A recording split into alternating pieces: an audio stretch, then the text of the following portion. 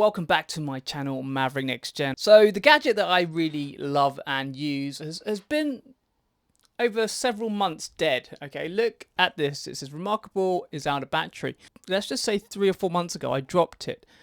And if you can see there, can you see it's that power button has got wedged in when it fell. And I'll put a picture as to how it fell. It fell out of the car, out of my bag, and it got dented. So that screen has been like that for about 4 months now.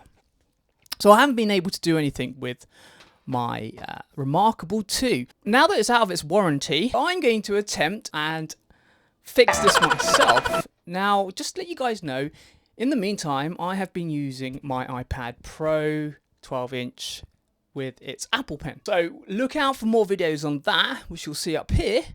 And let's get into it. I'm going to try and show you in detail how I'm going about it. Now, this could go horribly wrong. I'm presuming that this screen is because that power button is wedged in and the circuit is constantly connected. So once I free that up, it should spring back into life.